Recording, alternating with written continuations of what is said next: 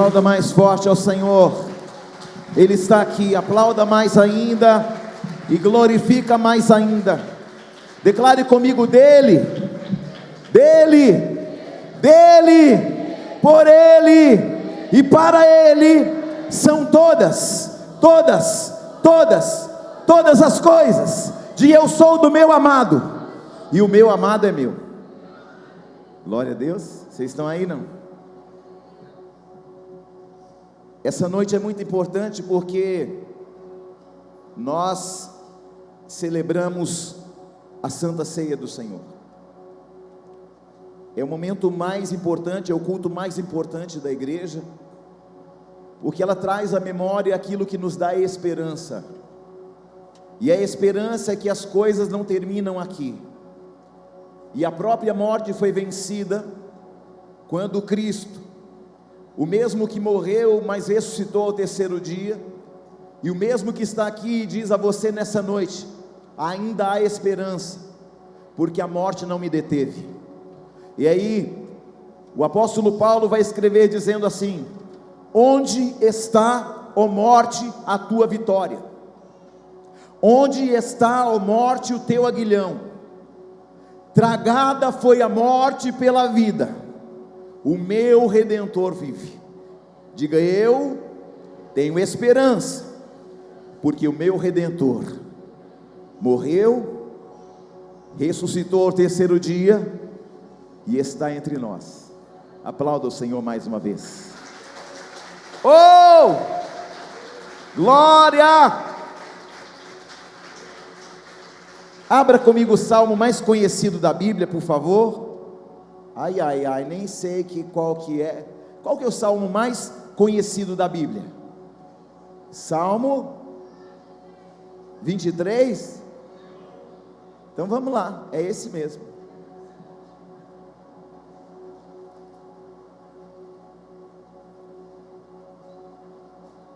Todos acharam? Todos acharam? Então ninguém vai ganhar. Sem ler. Tem alguém que sabe o Salmo 23 aqui sem ler? Salmo 23, sem decorado. Que sabe assim, ó. Sem ler. Ih, ninguém ganhou o cachorro quente, tô falando. Mas a partir de terça-feira, que nós teremos o nosso estudo bíblico, você vai começar a saber, sabe o que, querido? Que muita coisa que você aprendeu errado. Quer ver uma? Eu vou fazer uma tira para você entender. Tem gente que fala assim, ó: se não vem pelo amor, vem pela dor. Está na Bíblia, tá não. Nenhuma folha cai da árvore sem que Deus permita, não está não. Quem com ferro fere, com ferro será ferido, não está não. Paulo caiu do cavalo, não caiu do cavalo não. É que a gente vai ouvindo tantas vezes que aquilo que vai sendo falado muitas vezes vai se tornando o quê? Uma verdade. E aí terça-feira, 19h30, irmãos, é tempo de crescer. E nós teremos nossa aula inaugural, será tremendo, poderoso. Se você de fato quiser crescer, largar tuas estacas, viver o sobrenatural de Deus, meditar na palavra, conhecer a palavra, conhecer a verdade, querido, nada e ninguém pode parar você mais. Quem encontrou Salmo 23?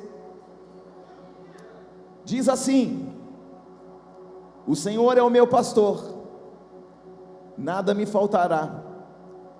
Ele me faz repousar em pastos verdejantes, leva-me para junto das águas de descanso, refrigera minha alma, guia-me pela vereda da justiça, por amor do seu nome. Ainda que eu ande pelo vale da sombra da morte, não temerei mal nenhum, porque tu estás comigo, o teu bordão e o teu cajado me consolam. Preparas-me uma mesa na presença dos meus adversários, unges-me a cabeça com óleo, e o meu cálice transborda.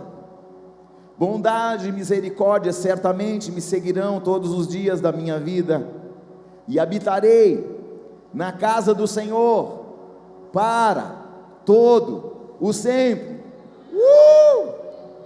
Pai, muito obrigado. Fale o nosso coração ainda mais. Nós nos recusamos a ouvir aquilo que os homens têm, porque nós queremos aquilo que o Senhor declara, porque toda declaração da tua boca se torna uma verdade para as nossas vidas. Eu proíbo todo espírito que não te glorifica de estar aqui neste território, e te peço, Deus, como filho, que o Senhor acampe os teus anjos com espada de fogo desembainhada, Senhor, em volta desta igreja, e a tua palavra se cumpra sobre cada um de nós, e que nós possamos, Senhor, ver e ouvir a tua palavra se cumprindo sobre nossas vidas, e que a tua palavra vá e ela cumpra cabalmente tudo aquilo que o céu declarou sobre a nossa vida, nossa casa e nossa família. Amém. Aplauda o Senhor e pode se sentar. Aleluia. Amados, eu falei, Deus, por que esse salmo ele é tão impactante e ele é tão conhecido assim?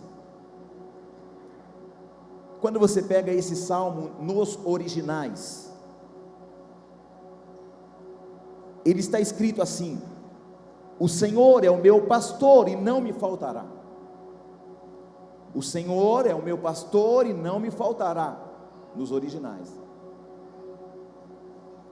Por quê? Porque se não faltar a presença, não vai faltar nada.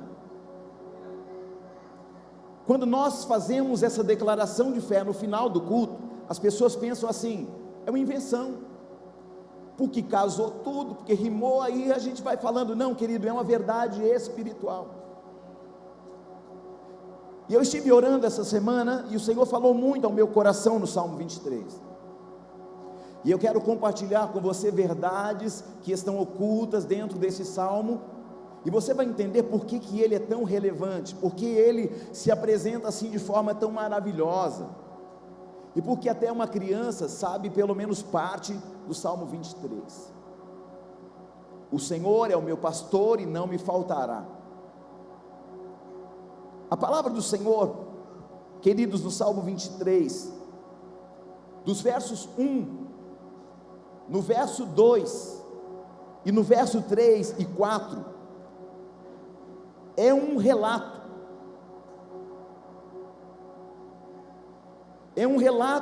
de uma experiência, de quase morte, do jovem Davi. O verso 5 e 6, já está falando de uma outra realidade, que Davi também escreve, que é a entrada de Davi na casa de Jessé, o seu pai, quando Samuel vai ungir um rei para Israel, que o próprio Deus havia escolhido para reinar e governar sobre o povo dele. Então, para que nós possamos entender, eu vou tentar explicar de uma maneira que não fique dúvida no teu coração nesta noite. Esse primeiro momento que Davi passa uma experiência de quase morte, porque este é um dia em que Davi compõe uma parte deste ocorrido. Você sabe que a Bíblia não está escrito cronologicamente, existem partes que eram para estar num lugar, estão em outro lugar.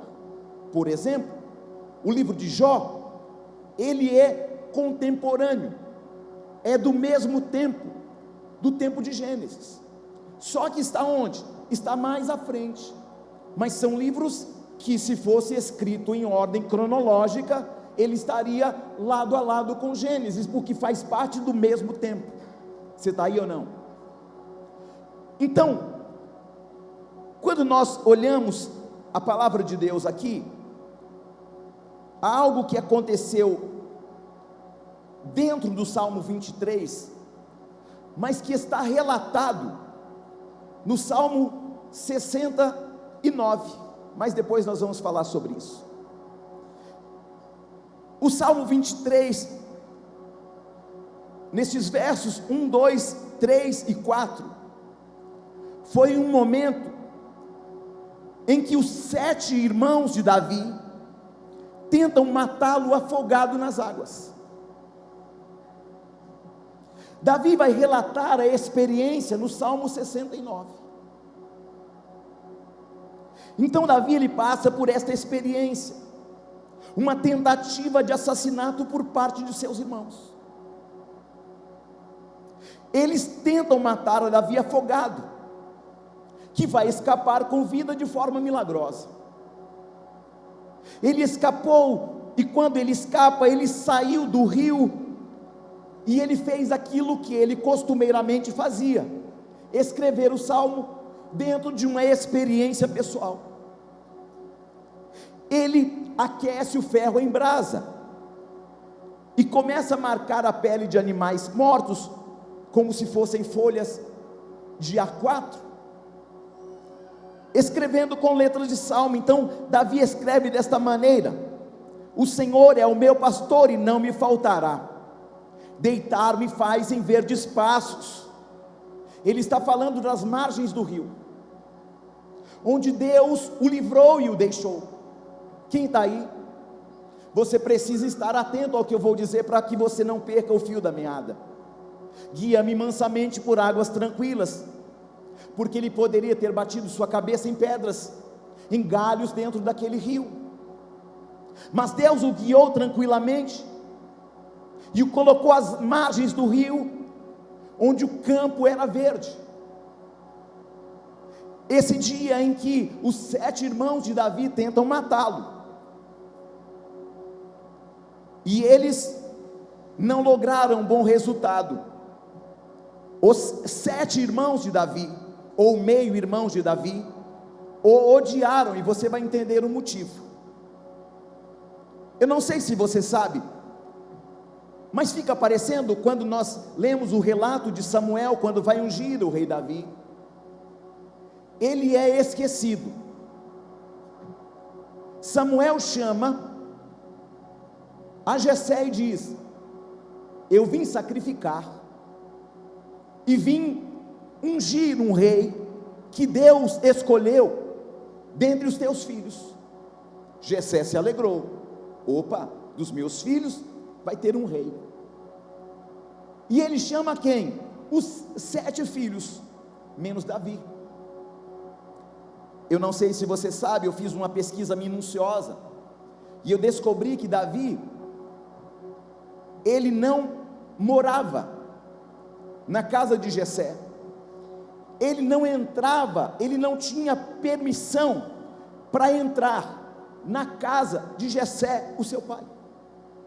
Ele morava a 30 quilômetros da casa de Jessé, numa pequena casa que Jessé havia construído, para que ele morasse para cuidar das ovelhas distantemente de sua casa, nas terras de Boaz, a 30 quilômetros da casa dele.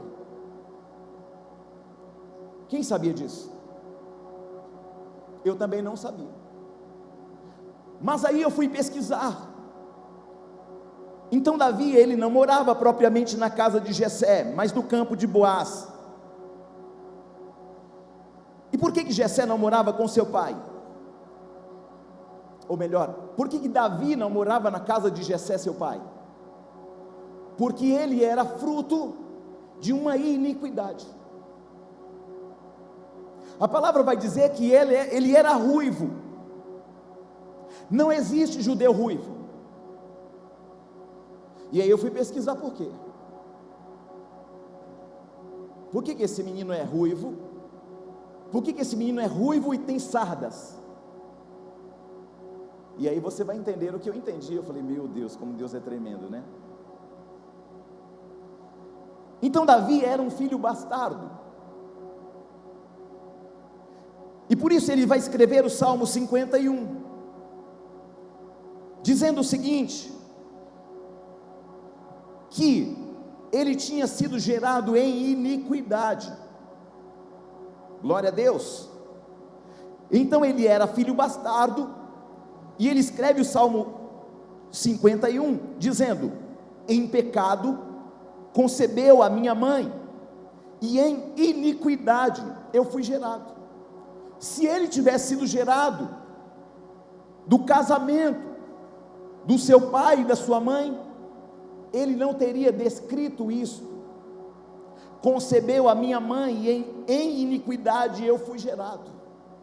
Davi é filho de uma escrava moabita.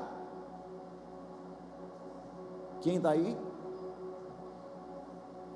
E o povo de Moabe é um povo ruivo, com sardas.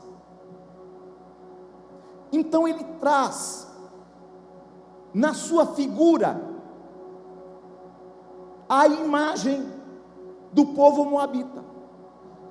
Todas as vezes que Jessé olhava para Davi, ele via, não o filho, mas o pecado e a iniquidade que ele havia cometido. E aí o que ele fazia? Vou manter o meu pecado, ou vou manter o sinal do meu pecado longe de mim. Porque todas as vezes que ele olhava para Davi, lembrava que ele havia cometido um adultério. Nenhum hebreu é ruivo, mas todos os moabitas o são.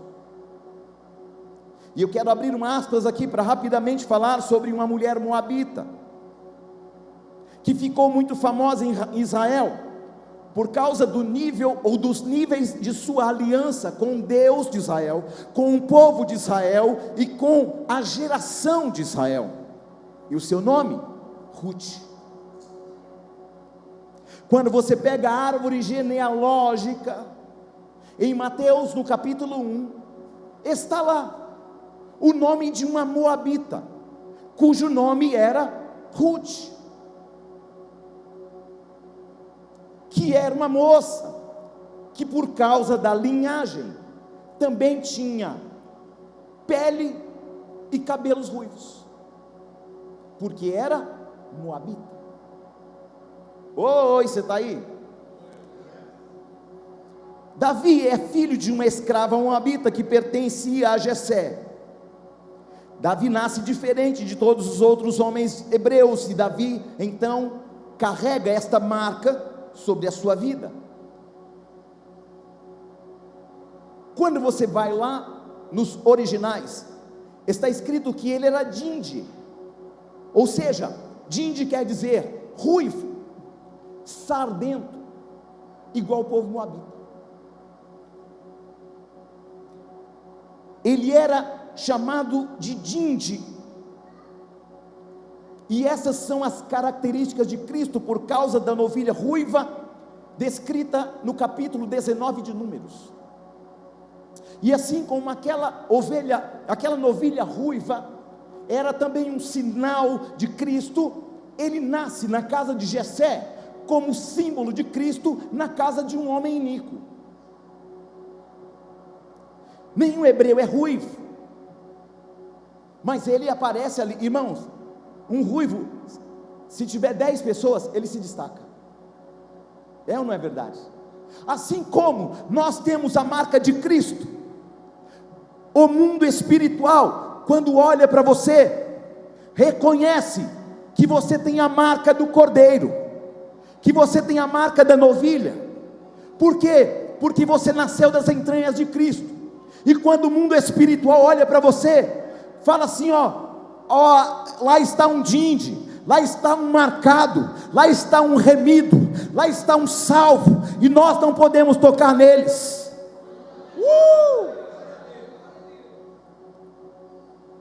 Esta moça que eu descrevi para você, Ruth, moabita, disse para Noemi: o teu Deus será o meu Deus, o teu povo será o meu povo, a tua terra será a minha terra. Não foi isso que ela disse? Sabe qual é o maior problema desta geração? É a fragilidade nas alianças.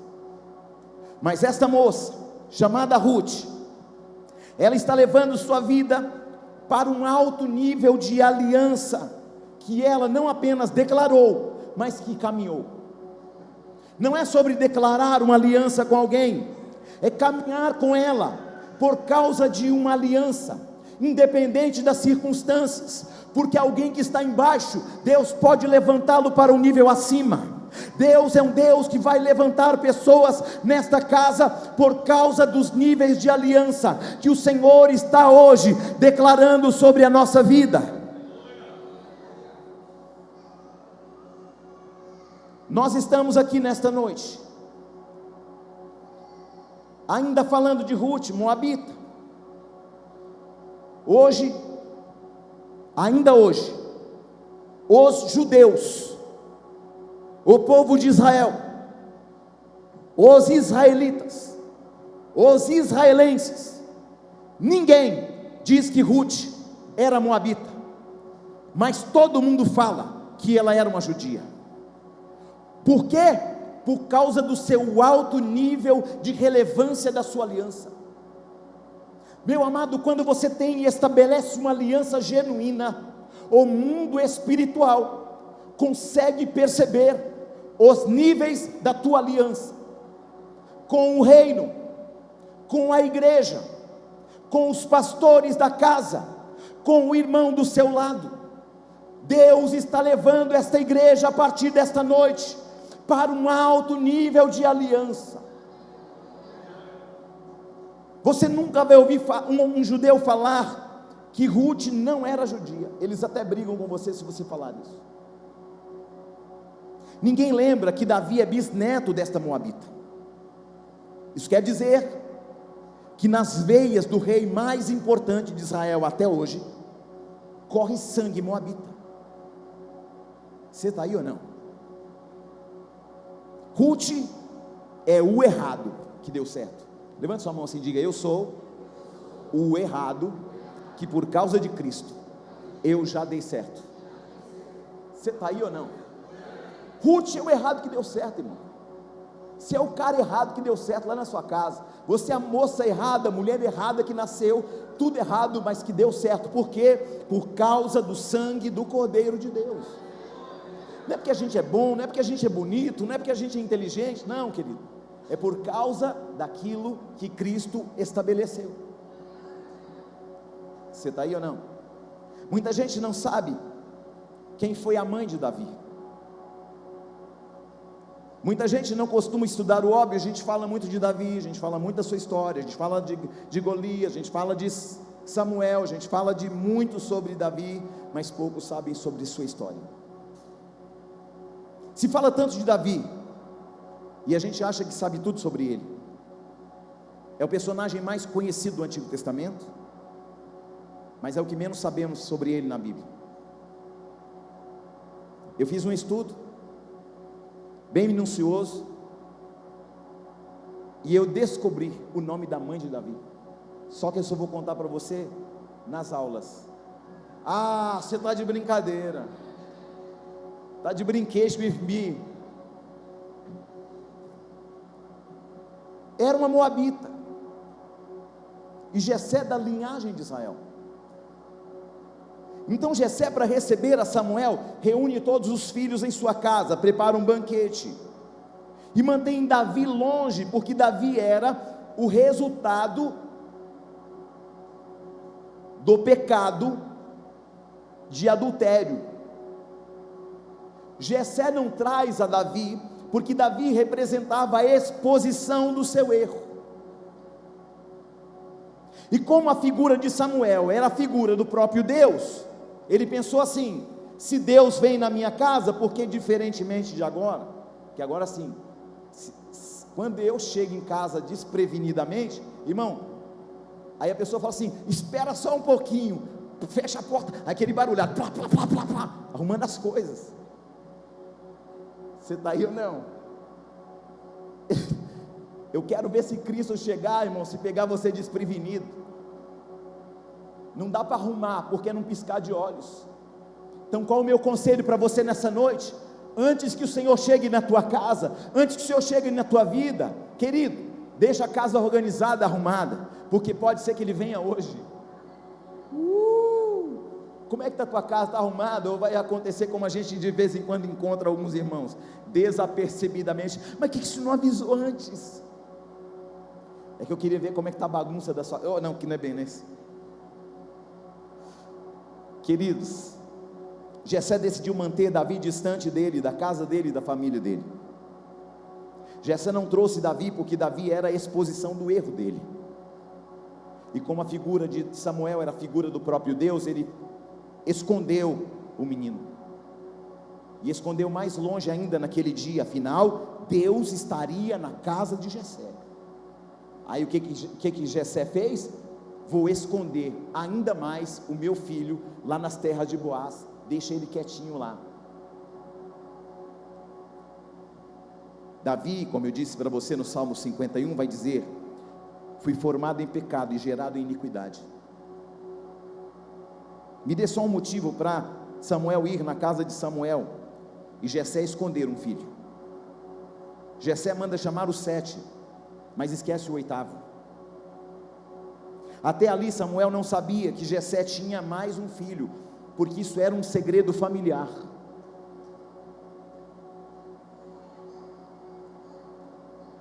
Como é que o senhor sabe que Samuel não sabia? Porque ele vai fazer uma pergunta cabal: acabaram todos os teus filhos? Ou seja, não sabia da existência do 8º. Oi, fala alguma coisa, crente. Até ali Samuel, o sacerdote, o profeta de Israel, não sabia da existência de mais um filho, porque o menino estava escondido a 30 quilômetros nas terras de Boaz. Deus foi na casa de Jessé. Jessé apresenta os 7 filhos ao profeta, ao sacerdote, mas esconde o 8º.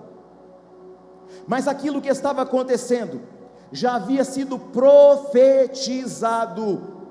Quando? Quando Ruth andou nos campos de Boaz. Preste atenção. Ruth já havia profetizado. Ruth 2, do 15 ao 17, Ruth está colhendo ramos de cevada. Boaz disse o seguinte aos seus servos: deixe a moça moabita, por causa da aliança que estabeleceu com Noemi, a nossa irmã. Deixa com que os grãos de cevada fiquem para trás, para que ela colha-os. Não sei se você já viu grãos de cevada, mas eles são amarelados, quase ruivos. O que Boaz diz? Deixe os ruivos para trás, para Ruth colher. Deixe os molhos de cevada para trás, para a menina moabita colher. Deixe algumas para trás, para que Ruth colha, porque Deus não faz nada sem antes anunciar. Quando ela pegava os ramos esquecidos para trás, Ruth dizia assim: um dia Deus virá aos campos de Boaz e vai pegar aquilo que ficou para trás. Onde Davi estava? Nos campos de Boaz. De que forma? Deixado para trás, como aquilo que Ruth profetizou. Aleluia! E aí as coisas começam a ter sentido.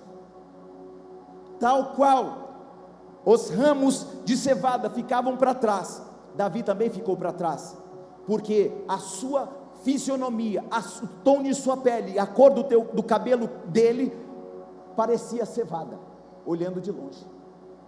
E ele foi deixado onde? Deixado para trás. A cevada era Davi. E por meio de Ruth, Deus estava anunciando que um dia ele iria buscar um ramo que havia sido deixado para trás, e Davi é o ramo que foi deixado para trás. Você está aí ou não? É incrível que Deus, no devido tempo, foi buscar o ramo que havia ficado para trás, e o seu nome é Davi. Eu e você seremos um dia recolhidos pelo próprio Deus nos campos de Boaz.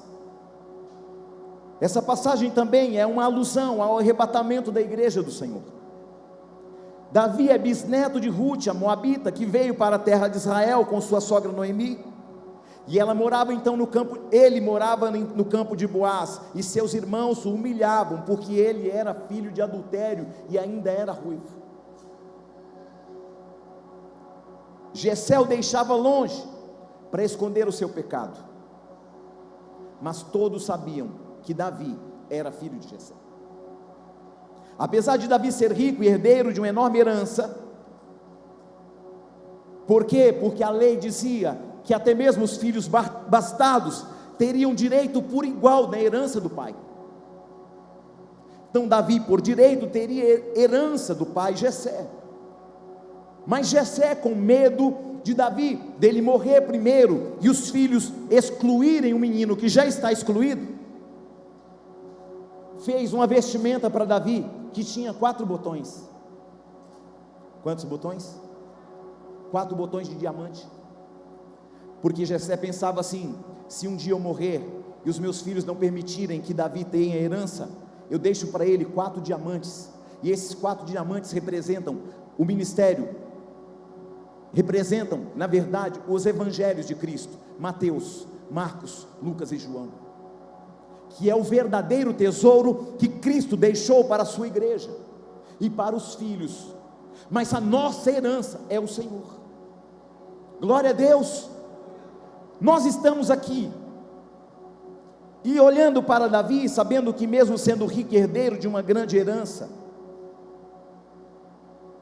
ele era tratado como um servo empregado.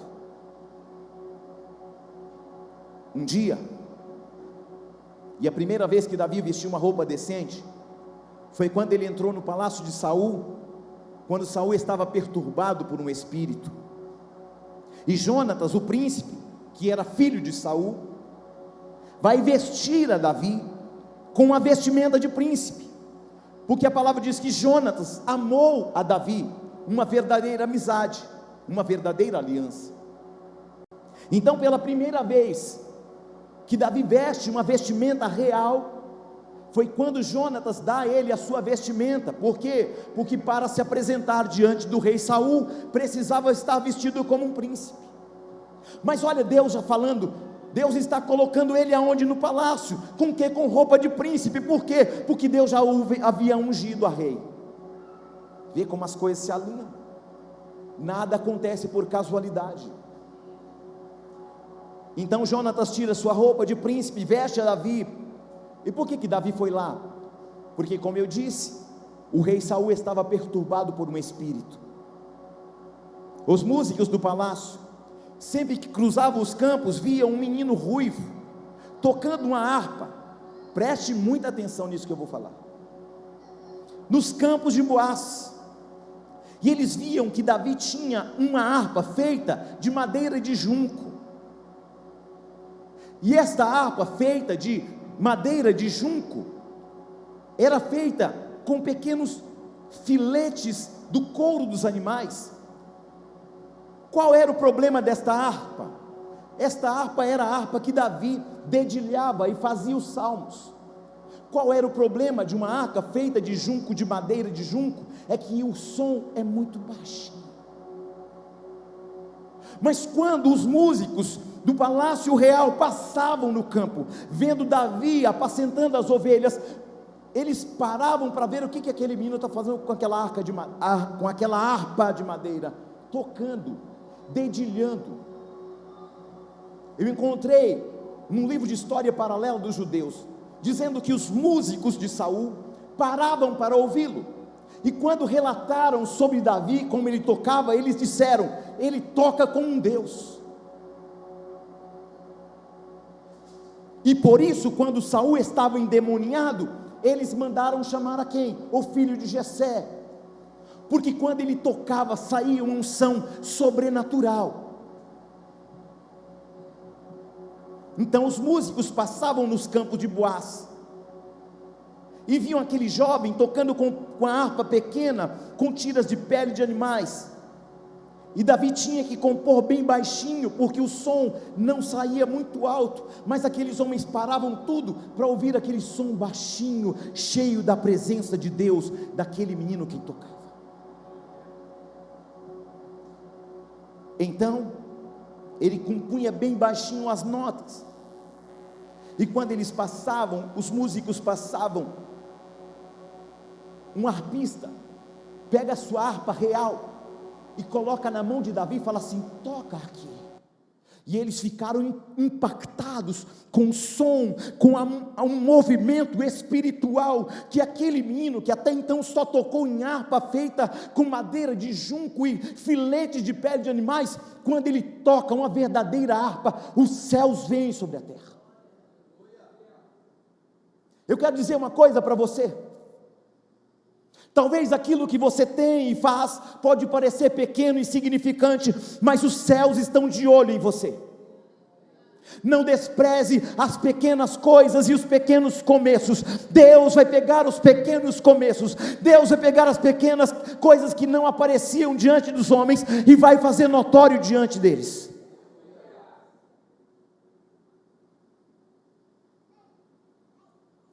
E Davi tocou a harpa de verdade pela primeira vez, e quando Davi tocou aquela harpa, como eu disse para você, disseram: este filho de Jessé toca a harpa como um Deus.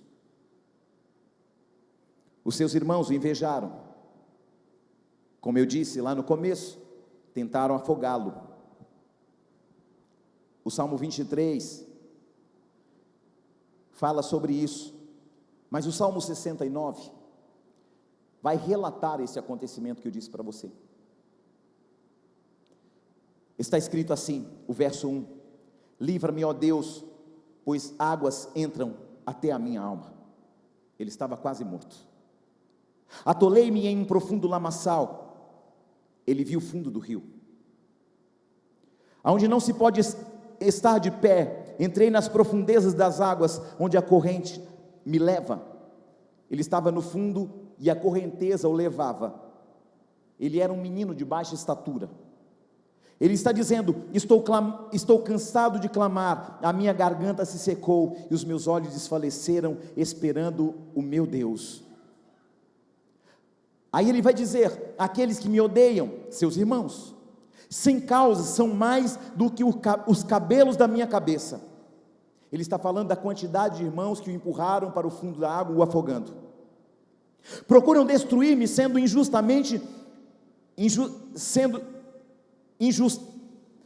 procuram destruir-me injustamente.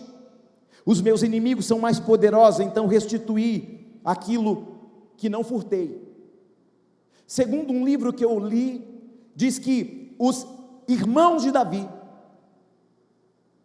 pegavam as ovelhas, matavam e escondiam e diziam assim: pai, Davi roubou. E Davi tinha que restituir as ovelhas que ele não roubou. E por isso no Salmo 69 ele vai dizer: então restituí aquilo que não furtei. Eles diziam que Davi havia roubado ovelhas, quando Davi não tinha, e o mesmo Davi as devolvia. Aí ele diz: ó Deus, bem conhece os meus pecados, eles não te são encobertos, não sejam envergonhados por minha causa, aqueles que esperam em ti, Senhor dos exércitos, não sejam confundidos a minha causa, aqueles que te buscam, ó Deus de Israel, por amor de ti, tenho suportado afrontas, e a confusão cobriu o meu rosto. Não é que Davi não podia vencer os irmãos, porque ele bem sabia que já tinha vencido urso e leão, mas Davi não queria ter o sangue dos irmãos dele em suas mãos, e por isso não intentou contra eles.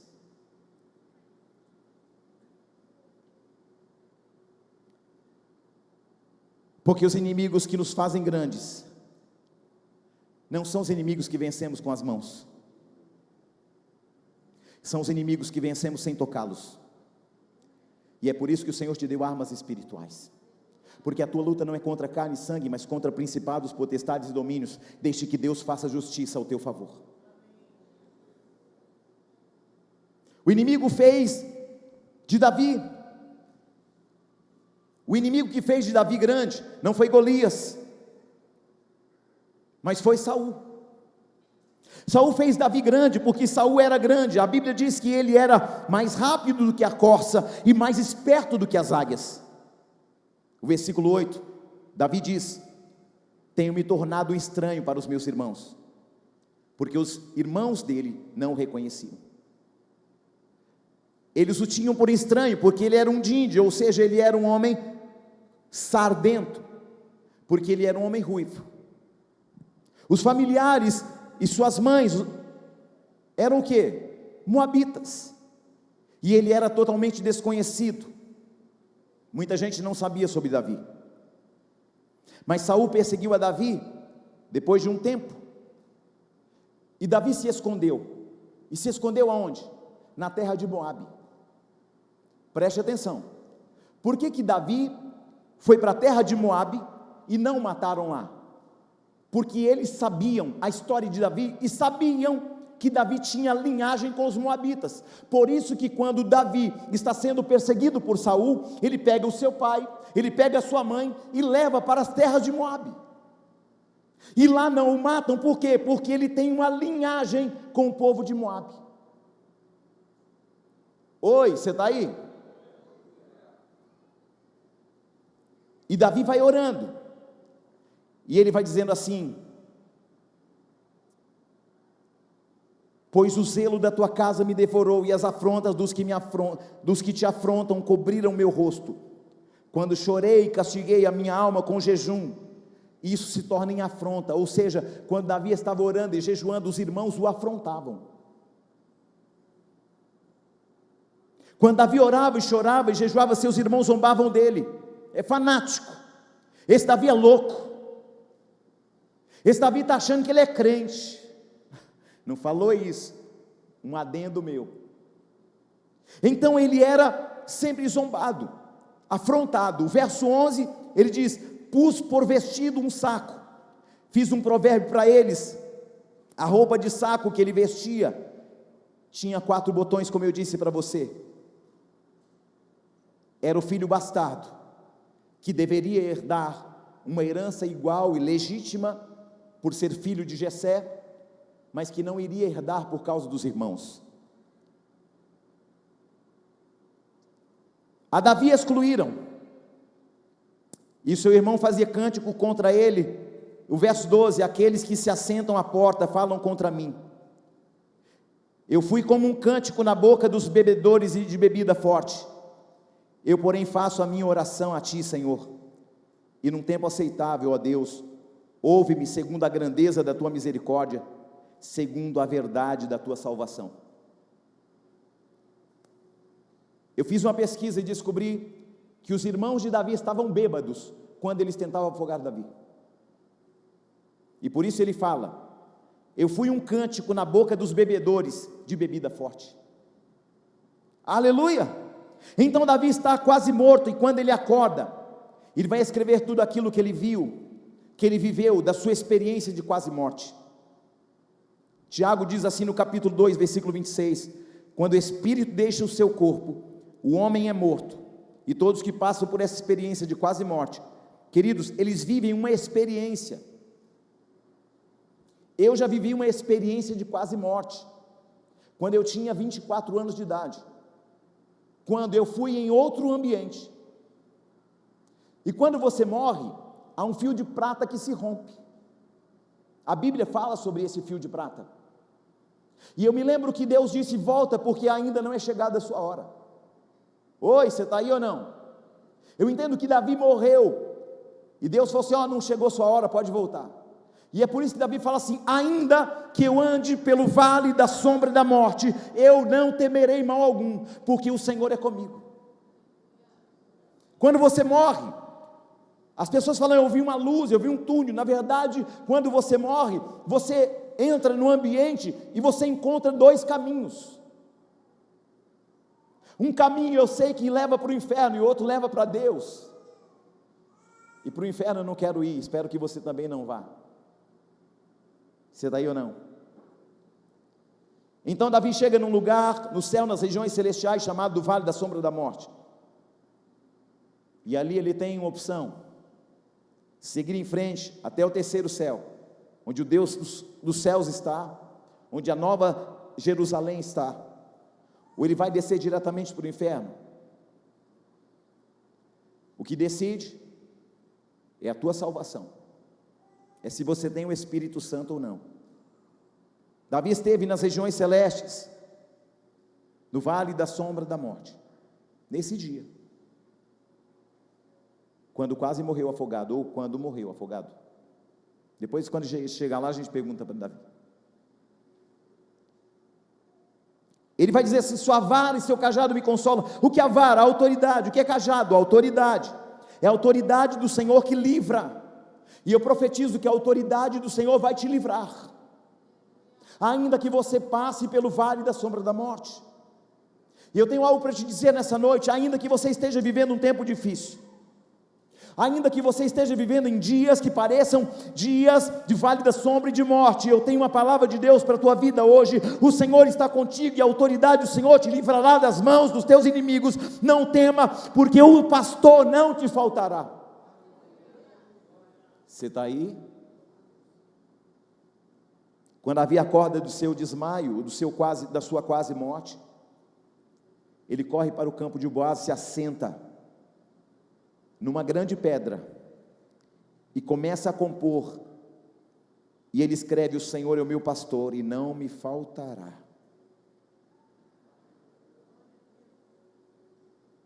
Ele sabe que se não fosse Deus o livrar, os seus irmãos não o livrariam, mas Deus o livra.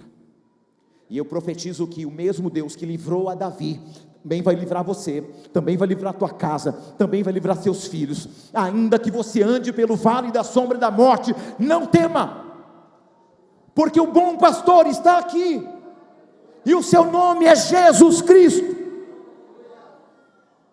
Ele me faz andar em verdes passos. Foi onde ele se levantou, onde ele foi guiado pelas águas tranquilas. Foi Deus quem o guiou. E ainda que eu ande no vale da sombra da morte, Ele está comigo. Querido, a autoridade do Senhor vai te livrar de todos os males, de todas as tempestades, de todos os ambientes, de todas as enfermidades. O Senhor te diz nesta noite: não tema. Davi nasceu marcado com as características de Cristo. Talvez você não entenda porque tantas coisas acontecem na tua vida, na tua casa, na tua família. Por que tantas coisas acontecem lá? Deus, mas justo aqui de novo. Mas tudo para mim é diferente. Porque você é como Davi, você é ruivo. Você é um djinde de Deus. Você tem uma marca, a marca do Cordeiro de Deus que tira o pecado do mundo. Você tem uma marca, a marca do Espírito Santo de Deus. Ah, mas apóstolo Júnior, parece que tudo conspira contra a minha vida, parece que tudo me persegue. Eu quero te dizer uma coisa nesta noite: o Senhor é o teu pastor, e a presença dEle não te faltará. Ele é o pastor da tua casa, Ele é o pastor do teu casamento, Ele é o pastor dos teus filhos, Ele é o pastor da tua vida profissional, Ele é o pastor das suas decisões, Ele é o pastor do teu ministério, Ele é o pastor da tua chamada, Ele é o pastor do teu casamento. Ele é o pastor de tudo e de todas as áreas da tua vida, se você colocar o Senhor no centro de tudo. Você está aí ou não? O Senhor é o pastor do teu marido, da tua esposa, da tua igreja, e o teu pastor não te faltará. Davi chora atrás das pedras escrevendo, quando o Senhor vem num vento impetuoso e diz: Davi, escreva, que eu preparo para você uma mesa na presença dos seus inimigos. E Davi não faz isso.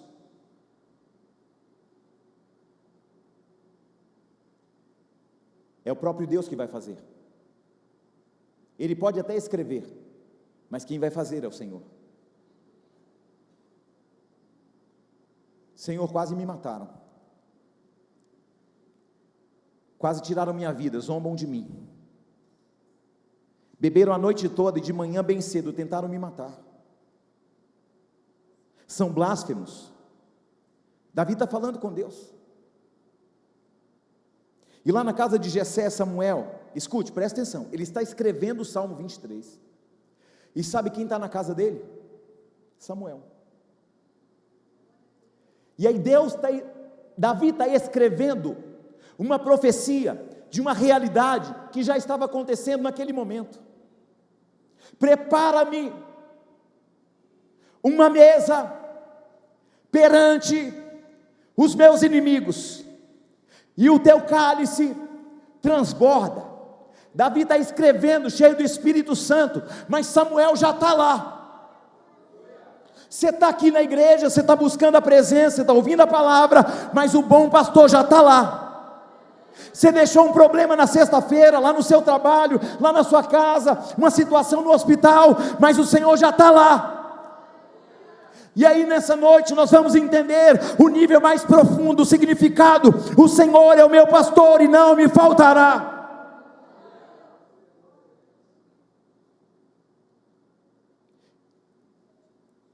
Lá na casa de Jessé, Samuel, o profeta de Deus, está à porta, e Deus o enviou ali para ungir o rei de Israel. E quando Samuel ouviu a voz do Senhor dizendo: unge um rei na casa de Jessé o belemita, porque eu tenho provido para mim um rei, Samuel disse: Senhor, mas e se Saul descobrir? Ele diz: fala para ele que você foi só sacrificar. E foi mesmo, porque para ungir um rei tinha que sacrificar primeiro.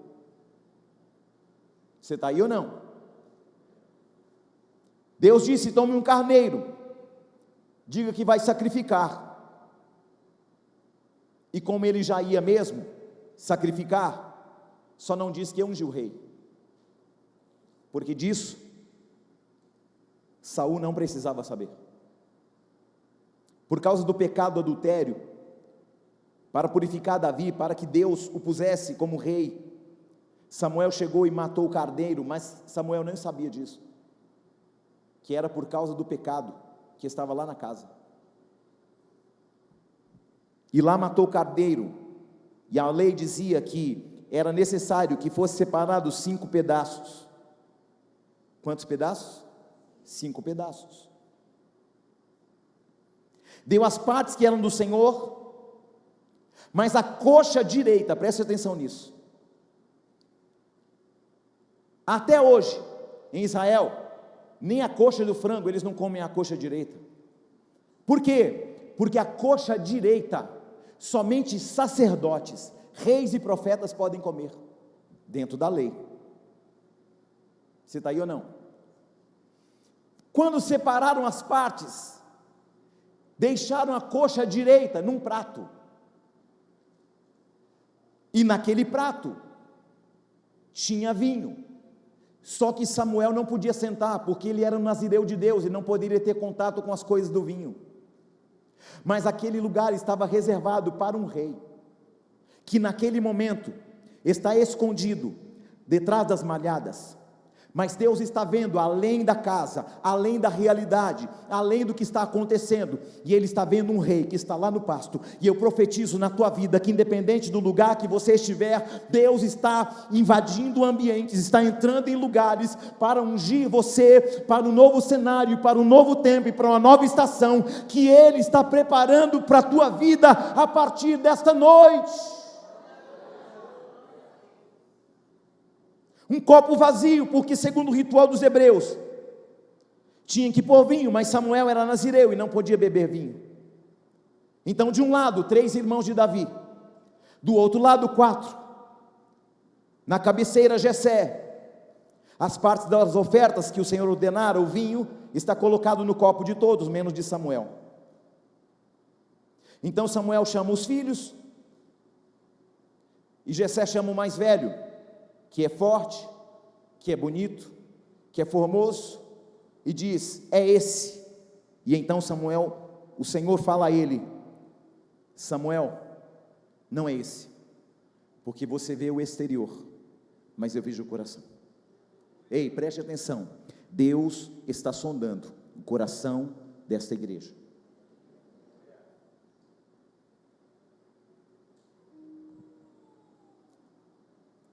Na sua vida, as pessoas só conhecem você do lado de fora, mas só Deus sabe Como está o teu coração?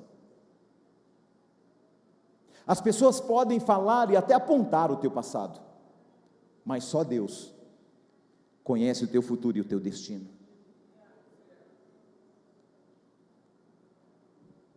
Há quem diga contra fatos não há argumento, mas eu quero argumentar contra fatos. Nem todo fato é uma verdade. E na tua vida as pessoas só conhecem os fatos, porque as verdades do teu coração só o Senhor conhece. Quando o Senhor Jesus entra na casa de Jairo, todos estão chorando, dizendo: a menina está morta. Mas quando o Senhor entra no quarto, Ele diz: menina, levanta. Era um fato, mas o dono da verdade chegou. Eu não sei qual fato que você está vivendo, experimentando, mas eu sei de uma coisa: a verdade está aqui, e a verdade é o Cristo, que está mudando o cenário da tua história a partir dessa noite. Você não é o que as pessoas dizem, você não é o que as pessoas pensam, você é o que o Senhor disse que você é. Eu sou o que a Bíblia diz que eu sou. Eu sou o que Deus diz que eu sou. Você foi selado com o Espírito Santo. O nome de Davi significa amado. E assim como Davi é amado, você também é. É tão amado que o filho dele morreu na cruz por te amar primeiro. Porque Deus amou ao mundo de tal maneira que deu seu Filho unigênito, para que todo aquele que nele crê não pereça, mas tenha vida eterna. Isso é amor. O nome Davi significa amado, e você também é amado dele. Eu sou do meu amado, e o meu amado é meu. Samuel olha para o segundo filho: não é esse. Olha para o terceiro: também não é esse. Traz o quarto: também não é esse. Traz o quinto: não é também. O sexto: não é também. Não, certamente o 7 está ligado a Deus, vai ser o 7º. Traz o 7º aqui. Não é esse também. Jessé, cabeça baixa, penso eu, pensando: não é possível.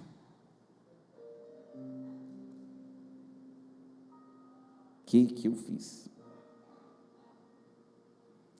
Jessé, acabaram todos os teus filhos? Porque a estes 7, o Senhor não escolheu nenhum deles. Tens porventura um outro filho? Harabaxere cantarás. Você é o filho que foi esquecido. Mas a palavra de Deus diz: ainda que uma mãe que amamentou o seu filho o esqueça, eu não te esquecerei.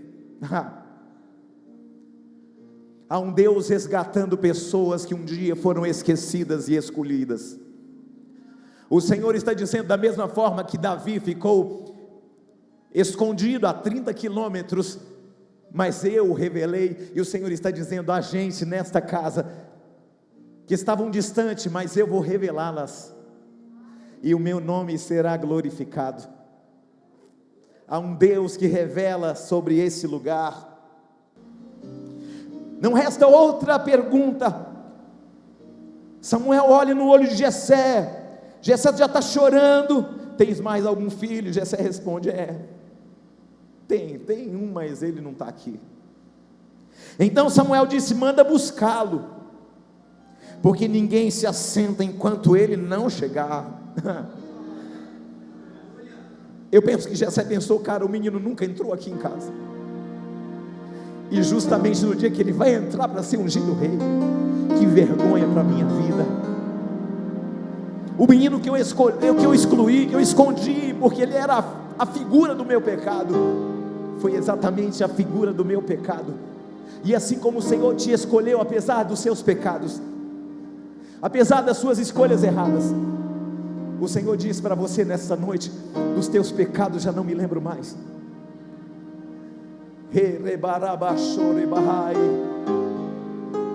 Enquanto o menino não chegar, ninguém se assenta nesta mesa. O menino sequer tinha entrado na casa. Davi não conhecia nem a casa do pai dele, mas ele conhecia a presença de um pai que estava acima de tudo e de todos. A gente nesta casa que nem conhece o pai, mas o Senhor está dizendo para você: eu sou o teu pai, eu sou o teu Senhor, eu sou o teu Salvador, eu sou o teu amigo, eu sou aquele que você precisa para que o teu futuro seja alinhado com dias de alegria, de regozijo, de honra. E ainda que você tenha sido excluído e esquecido e esquecida, eu jamais me esquecerei de ti. No ventre da tua mãe eu te elegi e te escolhi para mim, diz o Senhor, o meu Senhor e teu Senhor.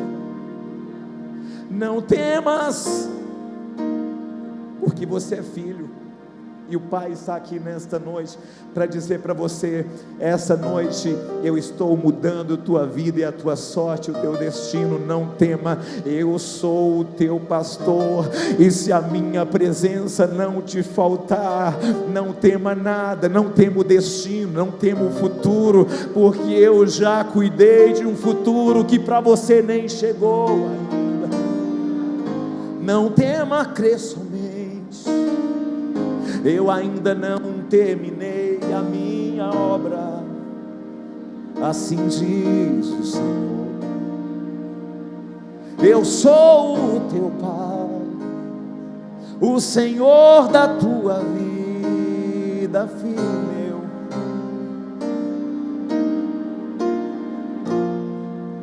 Eu quero dizer que na mesa Deus separou para você, e ninguém vai tomar o teu lugar enquanto você não chegar.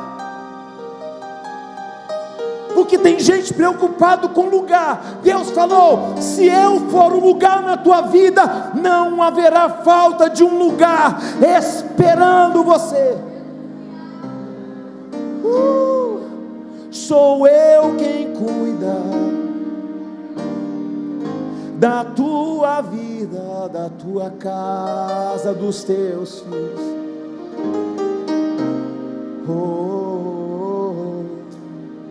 Ninguém vai tomar tua empresa, ninguém vai tomar teu lugar. A empresa não vai quebrar, Satanás não vai tomá-la, o teu casamento não vai acabar, aquela pessoa não vai entrar no teu lugar. Deus está preparando mesa para nós, para você nesta noite. Ninguém se assenta enquanto você não chegar. E o mensageiro vai em busca de Davi, que está lá escrevendo o Salmo 23.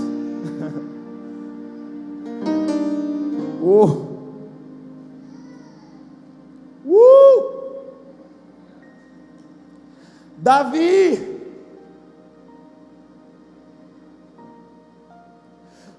Davi.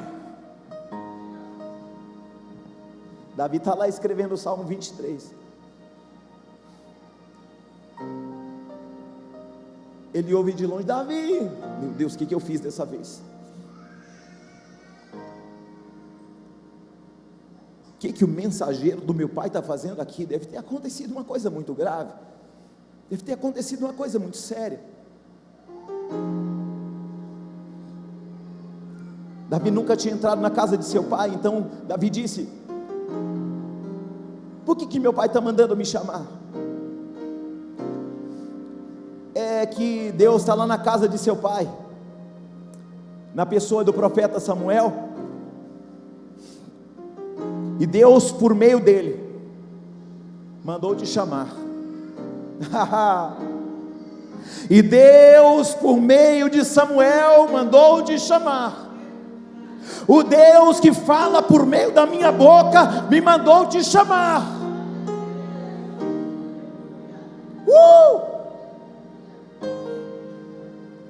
Davi cai em prantos. Davi vai para a casa de Jessé, a casa que ele nunca tinha entrado. Eu fico imaginando Davi olhando para a cara dos seus irmãos que haviam tentado matá-lo naquele mesmo dia.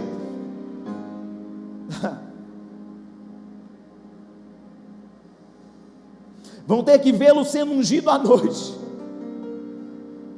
Os mesmos que o tentaram matar naquele dia vão ter que vê-lo ser ungido naquela noite. E eu profetizo que aqueles que queriam ver você pelas costas, aqueles que lutaram contra a tua vida, vão ver a unção que o Senhor está derramando sobre tua vida nesta noite, neste lugar. Os que intentaram contra a sua vida pela manhã vão ter que ver Deus te ungindo.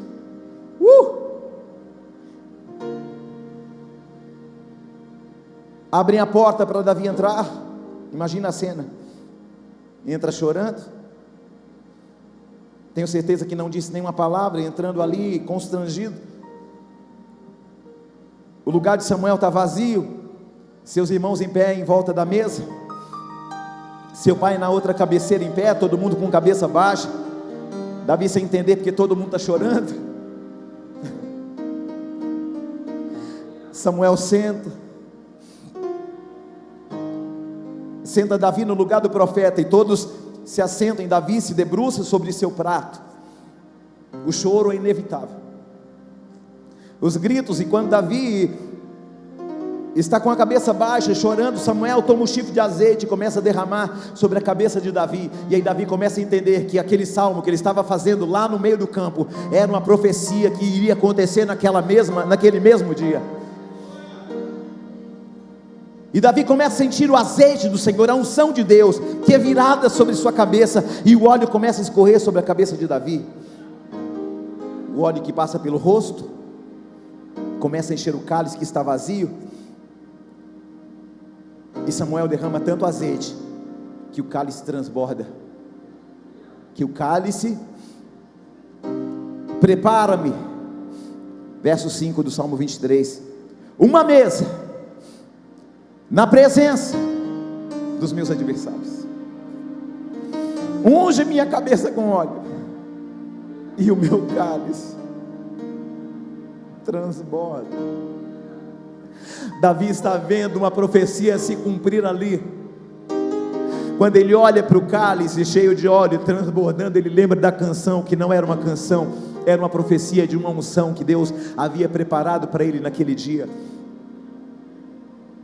Deus preparou uma unção para você nesse dia, nessa noite. Davi sente o azeite do Senhor, a unção de Deus virando sobre a sua cabeça. Talvez você nunca tenha entendido porque Deus preparou essa cena, porque a diferença entre o homem de Deus e o homem ímpio é que o cálice do ímpio está cheio do vinho do cálice da ira de Deus. Mas o cálice do homem de Deus transborda do azeite do Senhor. Fique de pé no teu lugar. Você está aqui nessa noite como um dinde de Deus, como amado, como amada de Deus. Não sei o que você está passando, não sei quais são seus desertos, nem quais são seus inimigos. Talvez você esteja mais para lá do que para cá, como Davi, na região da sombra da morte. Mas nessa noite, Deus preparou uma mesa para você. Aleluia. Uma mesa na presença dos inimigos. Quem são meus inimigos e seus inimigos? A nossa luta não é contra carne e sangue, mas contra principados e potestades. Eles são nossos inimigos. Mas o Senhor está aqui. Quando Deus toca um homem, até aquilo que deu errado dá certo. Talvez algumas coisas na tua vida tenham dado errado, mas Deus está falando, na minha presença vai dar certo.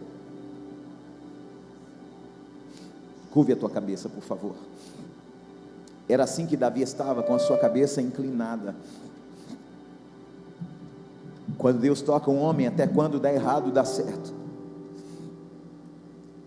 Preste atenção, com seus olhos fechados. Deus vai tirar algumas pessoas aqui do anonimato, do esconderijo. Se Deus tocou você, Deus vai trazer à tona tudo aquilo que tinha dado errado e transformar o que deu errado no fator da tua vitória. Preste bem atenção nisso de novo. Deus vai transformar o que deu errado no fator da tua vitória. Eu vou dizer de novo, Deus vai pegar aquilo, transformar o que deu errado no fator da tua vitória. Em nome de Jesus. Espírito Santo, eu sei que o Senhor está aqui, como também estava na casa de Jessé, no dia do Salmo 23, no dia do Salmo 69, não é porque somos bons e nem porque merecemos,